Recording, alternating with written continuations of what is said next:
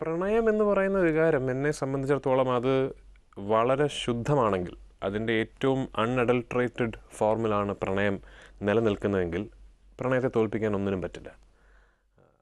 അതിന് ഏറ്റവും വലിയ ഉദാഹരണമാണ് മൊയ്തീൻ്റെയും കാഞ്ചനമാലയുടെയും പ്രണയം. അവരുടെ പ്രണയത്തെ തോൽപ്പിക്കാൻ ഒരുപാട് ഘടകങ്ങൾ ശ്രമിച്ചു. അവരുടെ മതങ്ങൾ ശ്രമിച്ചു, അവരുടെ സമൂഹം ശ്രമിച്ചു, സാമൂഹികം ശ്രമിച്ചു, കുടുംബങ്ങൾ ശ്രമിച്ചു, അവരുടെ ചുറ്റുപാടുകൾ ശ്രമിച്ചു. അവിടെ ഒന്നും അവരുടെ പ്രണയം തോറ്റില്ല. ഒടുവിൽ മരണം ശ്രമിച്ചു, മൊയ്തീൻ മരിച്ചു, എന്നിട്ടും അവരുടെ പ്രണയം തോറ്റില്ല. അപ്പോൾ പ്രണയം യഥാർത്ഥമാണെങ്കിൽ സാമൂഹികവും കമ്മ്യൂണലിസവും റിലീജിയസ് ഫനാറ്റിസിസവും ഒന്നും അവിടെ അതൊന്നിനും അവിടെ ഒരു പ്രസക്തി ഇല്ല എന്നാണ് ഞാൻ വിശ്വസിക്കുന്നത്.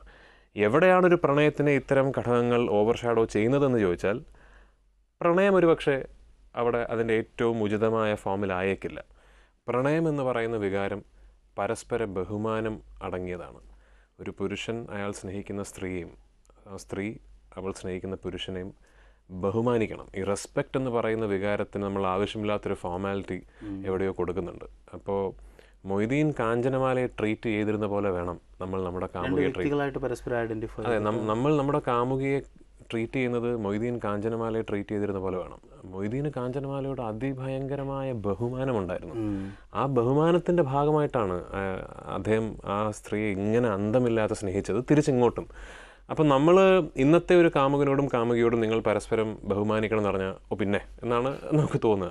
പക്ഷെ അതല്ല, ഈ സെൽഫ് റെസ്പെക്റ്റ് പോലെ തന്നെ നമ്മൾ നമ്മുടെ കാമുകിയെ അല്ലെങ്കിൽ കാമുകനെ you should respect them for what they are എന്ന് പറയുന്ന ഒരു വലിയ പാഠമുണ്ട് മൊയ്തീൻ കാഞ്ചനമാല പ്രണയത്തിൽ.